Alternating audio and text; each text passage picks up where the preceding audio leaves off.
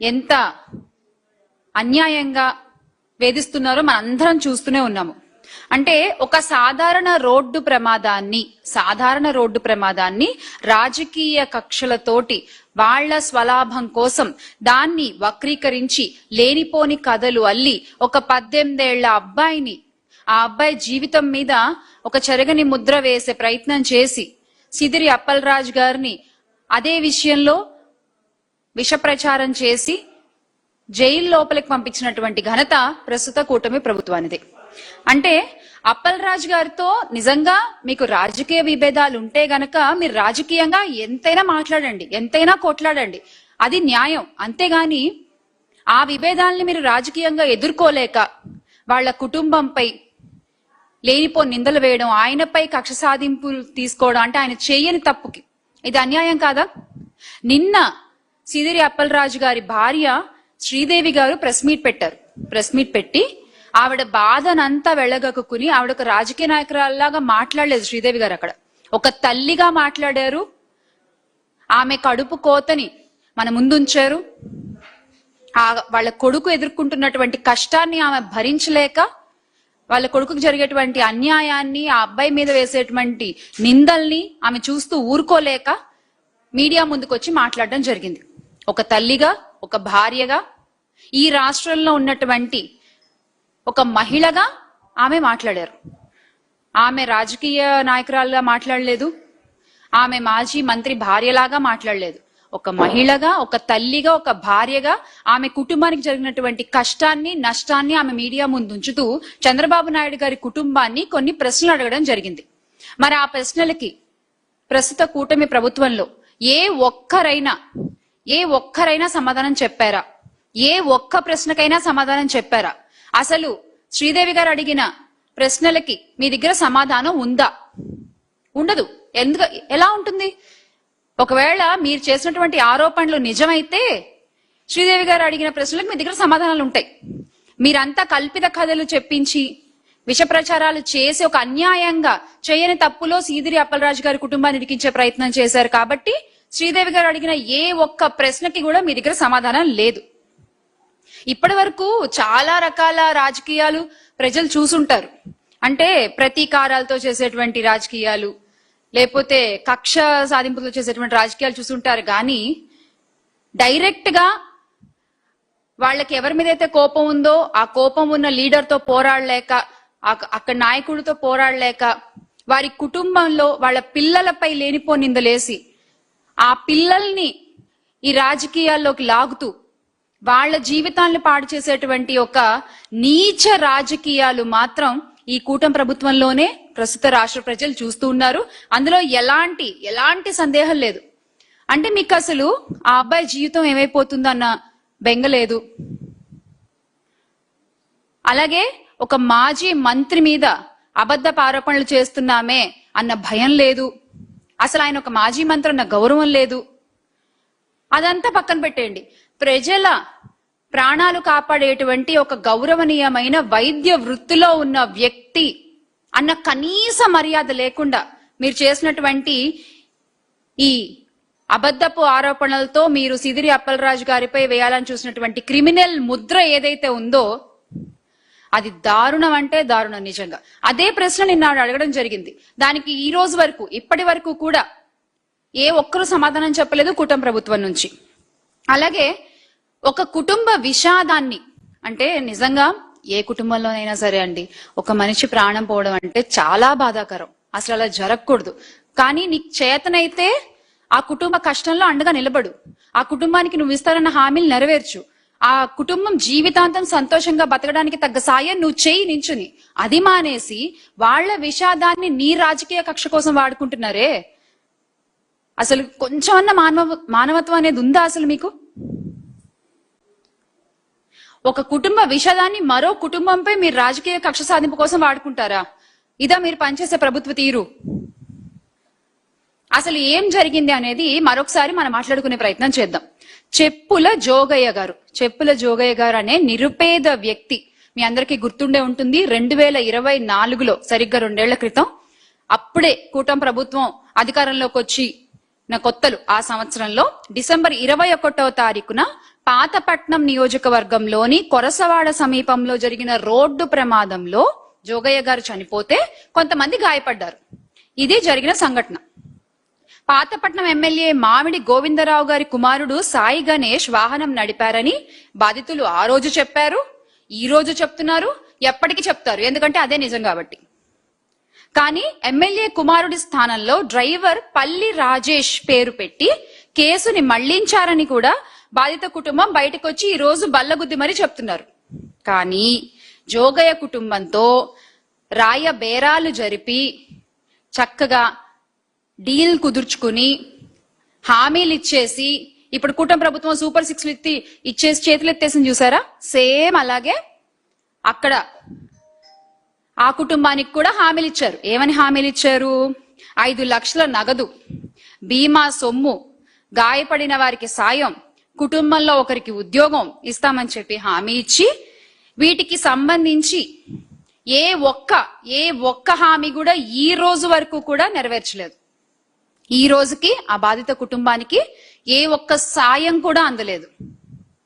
ఇది వీళ్ళు చెప్పే గాలి మాటలు ఇలా ఉంటాయి, వీళ్ళు చేసేటువంటి గాలి ప్రమాణాలు ఇలా ఉంటాయి అన్నమాట. అంటే ఈ రోజు ఆ కుటుంబం బయటకు వచ్చి మాట్లాడుతోంది. ఆ రోజున చెప్పావు కదయ్యా, మరి ఏది ఈ రోజు దాకా మాకేం అందలేదు అని. మీ దగ్గర సమాధానం ఉండదు. దాదాపు 20 నెలలు అవుతోంది, ఇప్పటికీ తమకు న్యాయం జరగలేదని అక్కడ కుటుంబం ఏడుస్తూనే ఉంది. మీ పార్టీకి మీరు మీ పనులు చేసుకుంటూ ఉన్నారు, మీ అబ్బాయిని మీరు కాపాడుకున్నారు. ఈ రోజు పక్క ప్రతిపక్ష పార్టీ నాయకుడు వాళ్ళ అబ్బాయిని కథ మార్చేసి ఇలాంటి ఒక సంఘటనలోనే ఏ తప్పు చేయకపోయినా ఆ అబ్బాయిని ఇరికించాలనే ప్రయత్నం చేశారు. మాజీ మంత్రి అయినటువంటి సిరి అప్పలరాజు గారిని జైల్లో పెట్టారు. ఇది మీరు వ్యవహరించే తీరు. ఇక్కడ చెప్పుల జోగయ్య గారు ఒక మాదిక కులస్తుడు, ఆయన నిరుపేద, ఆయన ప్రాణానికి విలువ లేదా? ఆయన భార్య పిల్లల కన్నీళ్లకు విలువ లేదా? ఆ కుటుంబాన్ని చూసుకునేవారు ఆదుకునేవారు ఏరి? చంద్రబాబు గారికి ఆయన మంత్రులకు ఎమ్మెల్యేలకు ఆ కుటుంబం ఎందుకు కనిపించడం లేదు? ఈ ప్రశ్నకి మీ దగ్గర సమాధానం ఉందా? కూటమి ప్రభుత్వం, నిన్న శ్రీదేవి గారు కూడా అడిగారు, ఇప్పటి వరకు మీరు మాట్లాడలేదు, మళ్ళీ మేము కూడా అడుగుతున్నాము, ఈ ప్రశ్నకు మీ దగ్గర సమాధానం ఉందా? అంటే చంద్రబాబు గారి చట్టం వాహనం నడిపిన వ్యక్తి ఏ పార్టీకి చెందినవాడో చూసుకుని అప్పుడు కావలసినట్టుగా సెక్షన్లు మార్చుకుంటూ ఉంటుందన్నమాట. అంతేనా? అంటే మన పార్టీ వాడైతే ఒక సెక్షను, ప్రతిపక్షం వాళ్ళైతే ఇంకో సెక్షను, అలా మీరు చట్టాలు మార్చేసుకుంటూ మీకు కావలసినట్టుగా ముందుకెళ్ళిపోతూ ఉంటారు. మన వాళ్ళు చేస్తేనేమో ప్రమాదం, పక్క వాళ్ళ విషయంలో నిజంగా ప్రమాదమైనా కూడా దాన్ని హత్య అని చెప్పి మనం కథలల్లేసి ప్రచారాలు చేసేస్తూ ఉంటాం. ఇవాళ్ల జోగయ్య కుటుంబ సభ్యులు స్వయంగా బయటకు వచ్చి ఎమ్మెల్యే కుమారుడే వాహనం నడిపారు అని ఆరోపిస్తున్నారు. మీకు నిజంగా చట్టంపై నమ్మకం ఉంటే, మీకు నిజంగా చిత్తశుద్ధి ఉంటే, మీరు నిజంగా ఎస్ మేమే తప్పు చేయలేదు అని మీ మాటకి కట్టుబడి ఉంటే రీఓపెన్ చేయండి కేసుని. రీఓపెన్ చేసి స్వతంత్ర విచారణ జరిపించండి. మీకు ఆ దమ్ముందా? మీరు చేయరు.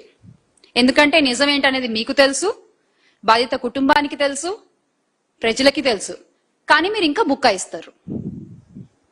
అసలు ఎవరు వాహనం నడిపారు, కేసులో ఎవరి పేరు పెట్టారు, ఎందుకు పెట్టారు, బాధిత కుటుంబానికి ఎవరు ఏమి హామీ ఇచ్చారు, బాండ్లు ఎందుకు రాయాల్సి వచ్చింది, ఈ ప్రశ్నలన్నిటికీ సమాధానాలు చెప్పండి బయటకు వచ్చి. క్లియర్ కదా? అప్పుడు ఇంత ఇబ్బంది ఉండదు కదా. ఈ రోజున చంద్రబాబు నాయుడు గారు రాష్ట్రంలో ఏ ఊరికి వెళ్ళినా కూడా, ఏ పర్యటనకి వెళ్ళినా కూడా సిరి అప్పలరాజు గారి కుటుంబం క్రిమినల్ కుటుంబం, ఆయన ఒక క్రిమినల్ అని చెప్పి మీరు ప్రచారాలు ఏవైతే చేస్తున్నారో అవన్నీ తప్పుడు ప్రచారాలే కదా. ఆయన క్రిమినల్ కుటుంబమా? ఎంత సాయం చేశారండి ఆయన వైద్య వృత్తి ద్వారా ఆయన నియోజకవర్గంలోనే కాకుండా చుట్టుపక్కల ప్రజలకి ఒడిశా దగ్గర నుంచి కూడా పేషెంట్లు వస్తే ఉచితంగా ఆయన చేసినటువంటి వైద్య సేవ పొందిన పేషెంట్స్ కి తెలుసు, అక్కడున్న ప్రజలకు తెలుసు, అందరికీ తెలుసు అప్పలరాజు గారి గురించి. ఆయన మీరు క్రిమినల్ అని పోర్ట్రే చేస్తారా? మీకు గుర్తుంటే గనక ఒక గుడిలో తొక్కిసలాట్లో ఒక వ్యక్తి చనిపోతే ఎవ్వరు పట్టించుకోలే, మీ కూటమి ప్రభుత్వంలోనే ఎవ్వరు పట్టించుకోకపోతే అప్పటికప్పుడు సిపిఆర్ చేసి ఆ మనిషిని అంబులెన్స్ పిలిపించి అంత జనాల్లోనూ ఆయన్ని ఓ పక్క తోసేస్తున్నా కూడా నిలబడి ఆ ప్రాణాన్ని బతికించే ప్రయత్నం చేసింది ఎవరు? మీరంటున్న సో కాల్డ్ క్రిమినల్ కదా, ప్రాణాలు కాపాడే వాళ్ళేమో క్రిమినల్స్ మీ దృష్టిలో. మీరు మాత్రం పుణ్యాత్ములు, మహానుభావులు. ఇలా చెప్పుకుంటూ తిరుగుతున్నారే మీరు వెళ్ళిన ప్రతి చోట. నిజంగా మీకు కొంచెమన్నా ఉండాలండి. ఇంతకంటే నేను మాట్లాడలేను. చంద్రబాబు గారి దృష్టిలో ఆయన మనుషులకు ఒక చట్టం, వ్యతిరేకులకు ఇంకో చట్టం. 2 ఏళ్లుగా రాష్ట్రంలో అయితే ఇదే అమలవుతోంది. నిజంగా తప్పు చేస్తే అది మీ పార్టీ వాళ్ళైనా పక్క పార్టీ వాళ్ళైనా చట్టపరంగా చర్య తీసుకోండి, అది న్యాయం, ఎవ్వరు వద్దడం లేదు. కానీ నీకో చట్టం నాకో చట్టం అంటే మాత్రం చూస్తూ ఊరుకునే వాళ్ళు ఎవరు లేరు ఇక్కడ. మీరు ఈ పూటకి గొంతు నొక్కే ప్రయత్నం చేయొచ్చు, ఈ పూటకి మీరు జైల్లో పెట్టించొచ్చు, ఈ పూటకి మీరు అక్రమంగా కేసులు పెట్టొచ్చు, విష ప్రచారాలు చేయొచ్చు, క్రిమినల్స్ అనొచ్చు, రౌడీలు అనొచ్చు, ఏమన్నా అనొచ్చు. కానీ నిజం ఎప్పటికైనా బయటకు వచ్చి తీరుతుంది. నిజం ఎప్పటికీ జైల్లో ఉండదు, వస్తుంది. కాకపోతే కొంచెం ఆలస్యంగానైనా నిజం అనేది బయటకు వస్తుంది. ఆ విషయం గుర్తుపెట్టుకోవాలి చంద్రబాబు నాయుడు గారు. మనిషి చనిపోయినప్పుడు రాజకీయంగా ఉపయోగించుకోవడం మీకు వెన్నతో పట్టిన విద్య, అంతే కదా. చరిత్ర చూసుకుంటే మనుషులు ఎక్కడైనా చనిపోతే వాళ్ళని రాజకీయంగా ఉపయోగించుకోవడం అనేది మీకు వెన్నతో పెట్టిన విద్య. అలాంటి విద్యను ఇక్కడ కూడా మీరు ఉపయోగించారు. ఆ కుటుంబం జీవితాంతం ఎలా బతుకుతుంది అనే ఆలోచన మీకు లేదు. ఆ కుటుంబానికి మనం ఎలా సహాయపడగలం అన్న ఆలోచన లేదు. ఈ మామిడిరావు గారు ఆయన చేసిన హామీలు తీర్చారా, తీర్చలేదా, ఆ కుటుంబాన్ని ఆదుకున్నారా అన్న విషయం మీరు ఒక్క రోజున కనుక్కున్నారా? లేదు. మీకు వేటితోటి మీకు సంబంధం ఉండదు అసలు. వాడేసుకున్నామా, ఆ విషయాన్ని మనం రాజకీయంగా లబ్ధి పొందామా, పక్క పార్టీ మీద బురజల్లేసామా, బట్టకాల్చి మీదేసామా, అయిపోయింది. అధికారాలు ఎప్పటికీ శాశ్వతం కావు చంద్రబాబు నాయుడు గారు. అలాగే కేసులు, అరెస్టులు, బెదిరింపులతో కొంతకాలం గొంతు నొక్కచ్చు. కానీ ఈ రోజున్న సోషల్ మీడియా జమానాలో ఈ రోజు ద యంగ్ జనరేషన్ అంతా కూడా పాలిటిక్స్ లో ఇన్వాల్వ్ అయ్యి ప్రతి క్షణం ఏం జరుగుతోంది వాళ్ళ చుట్టుపక్కల అనేటువంటి ఒక కామన్ సెన్స్ తో వాళ్ళు పాలిటిక్స్ ను అబ్జర్వ్ చేస్తున్నారు, అర్థం చేసుకుంటున్నారు. So you can't cheat Gen Z and you can't cheat the current generation. మీ కాలంలో చెల్లినట్టుగా ఒక పేపరే కాదు కదా. మీ కాలంలో అంటే ఒకటే పేపరు, మీరు ఏం రాస్తే అదే వార్త. ఈ రోజు అలా కాదు కదా. ఈ రోజున ప్రతి ఒక్కళ్ళు కూడా ఒక వారియర్లా, ఒక సైనికుళ్ళ నిజం వైపు నించుని పోరాడుతున్నారు సోషల్ మీడియాలో. వాళ్ళందరూ కూడా మాట్లాడతారు, మీరు చేసేటువంటి తప్పులు ఎత్తి చూపిస్తారు.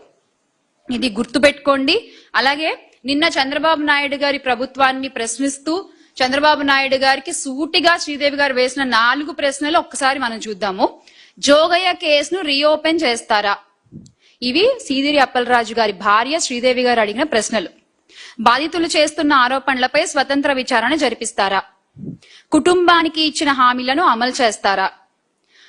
మా కుటుంబానికి అంటే సీదిరి అప్పలరాజు గారి కుటుంబానికి వర్తింపజేస్తున్న అదే చట్ట ప్రమాణాన్ని అధికార పార్టీ ఎమ్మెల్యే కుటుంబానికి కూడా వర్తింపజేస్తారా?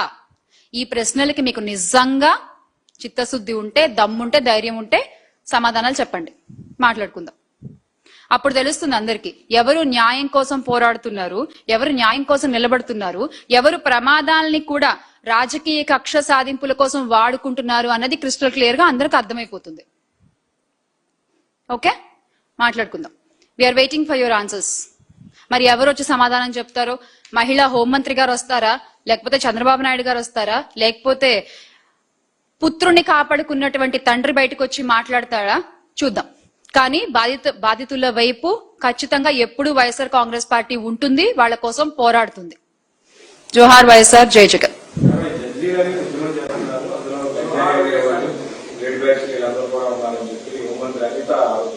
సరే ఏంటన్నా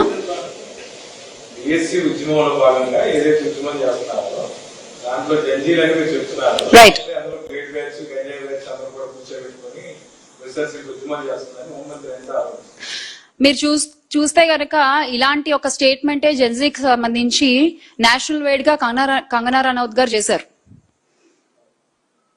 చేశారు. విత్ ఇన్ 24 hours ఆవిడ స్టేట్మెంట్ ఆవిడ వెనక్కి తీసుకున్నారు, జెన్జీకి సారీ చెప్పారు.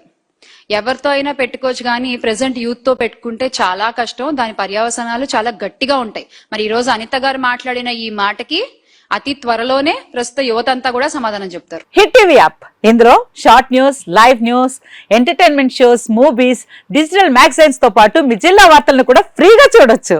ఇంకెందుకు ఆలస్యం, వెంటనే హిట్ టీవీ యాప్ ని డౌన్లోడ్ చేసుకుని ఫ్రీగా ఎంటర్టైన్మెంట్ పొందండి. Hit TV app. Hit TV app. Please download Hit TV app. Hit TV app ని ఫ్రీగా డౌన్లోడ్ చేసుకుని ఎంజాయ్ చేయండి. మీకు నచ్చిన ఎంటర్టైన్మెంట్ కోసం హిట్ టీవీ యాప్ ని ఫ్రీగా డౌన్లోడ్ చేసుకుని ఎంజాయ్ చేయండి. హిట్ టీవీ యాప్ ని డౌన్లోడ్ చేసుకుని ఆస్వాదించండి, ఆశీర్వదించండి. ఇంతమంది సెలబ్రిటీలు హిట్ టీవీ యాప్ ని డౌన్లోడ్ చేసుకోండి అని చెప్తున్నారంటే ఎంత మంచి యాప్ ఆలోచించండి.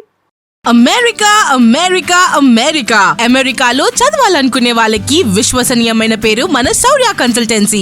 UK లో 1 year masters. UK లో 1 year masters. 2 years work permit up to 5 years visa. Contact Saurya Consultancy. Contact 89851 89851.